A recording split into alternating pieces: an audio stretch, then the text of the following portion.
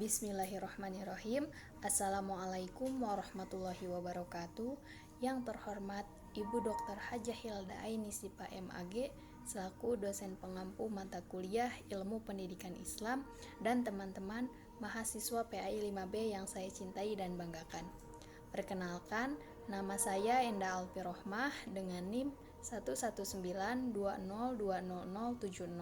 Saya dari kelompok 4 akan menjelaskan materi tentang media dalam ilmu pendidikan Islam. Untuk materi yang pertama yaitu mengenai pengertian media pendidikan. Kata media berasal dari bahasa Latin dan merupakan bentuk jama dari kata medium yang secara harfiah memiliki arti tengah, perantara, atau pengantar.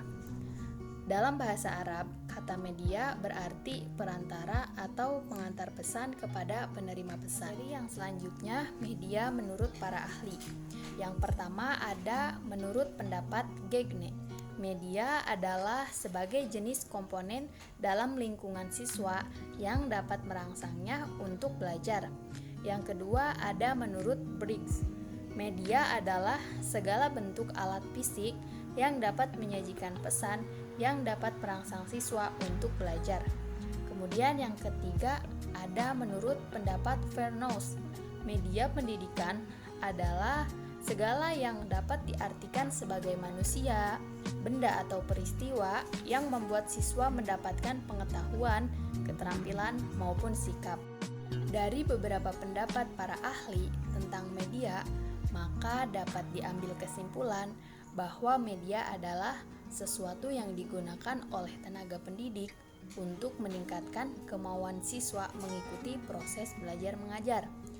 Sedangkan dalam artian ini berarti media pendidikan Islam adalah cara yang digunakan untuk menyampaikan materi pendidikan Islam kepada peserta didik dalam mewujudkan kepribadian seorang muslim. Untuk materi selanjutnya yaitu mengenai jenis-jenis media pendidikan.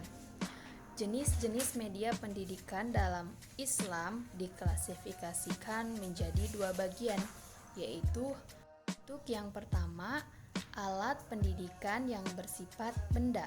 Menurut Zakia Derajat, alat pendidikan yang bersifat benda dibagi menjadi 5 bagian. Yang pertama, media tulis. Contohnya seperti Al-Quran, Al-Hadis, Tauhid, Fikih, dan sejarah.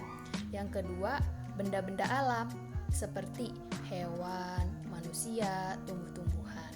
Yang ketiga, gambar-gambar yang dibentuk. Contohnya seperti grafik atau kaligrafi. Dan yang keempat, gambar yang diproyeksikan. Contohnya seperti video atau film. Kemudian yang kelima, jenis audio recording. Contohnya seperti kaset, tape record. Yang kedua yaitu media pendidikan yang bukan benda atau non-material. Yang pertama ada keteladanan. Allah Subhanahu wa Ta'ala telah mengutus Nabi Muhammad SAW untuk dijadikan sebagai suri tauladan bagi umat manusia. Maka dari itu, dengan pendidikan Islam yang pada hakikatnya menjunjung tinggi misi rahmatan lil alamin, yaitu mengajak manusia agar tunduk dan mengikuti aturan serta hukum Allah Subhanahu wa Ta'ala, misi ini kemudian ditampilkan dalam pendidikan Islam dengan membentuk kepribadian peserta didik yang mempunyai jiwa tauhid, kreatif, beramal soleh, dan mempunyai moral yang tinggi. Yang kedua, pembiasaan.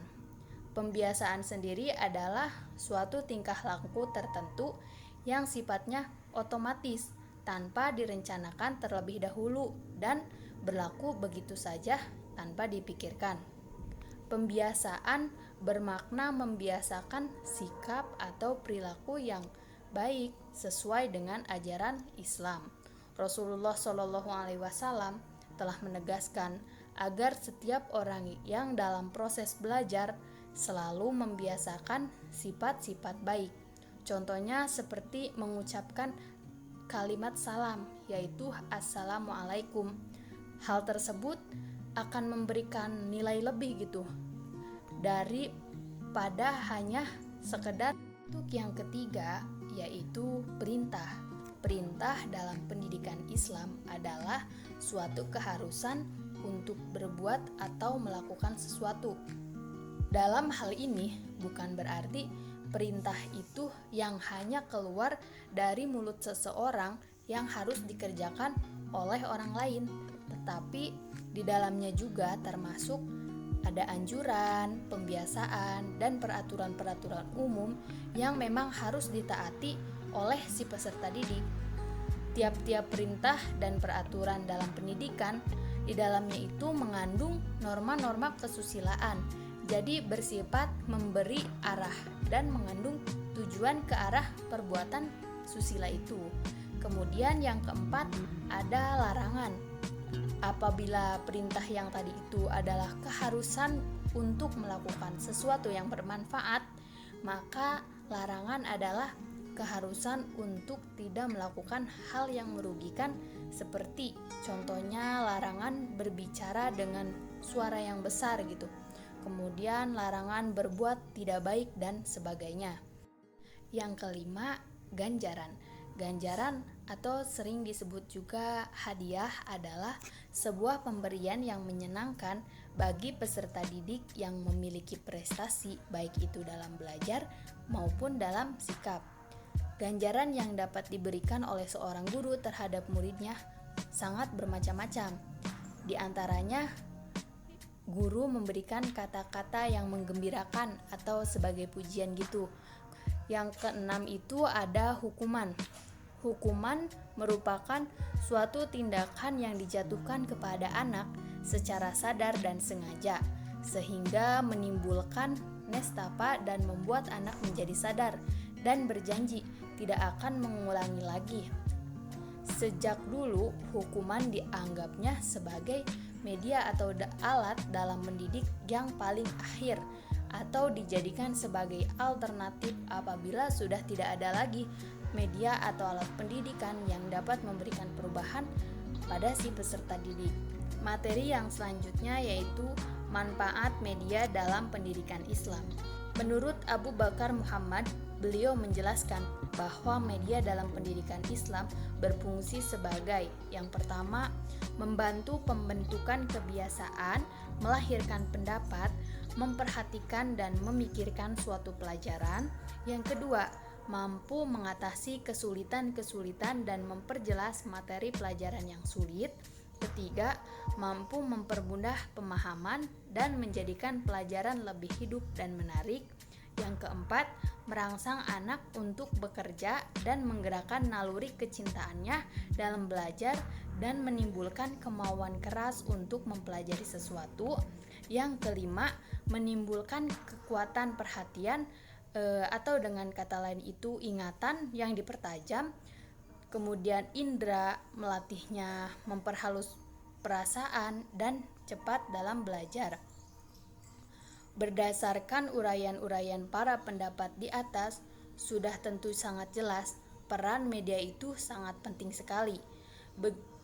Saking pentingnya, arti alat atau media itu sudah barang tentu di dalam pendidikan Islam perlu dilengkapi dengan berbagai media dan tidak hanya sekedar dengan ceramah saja.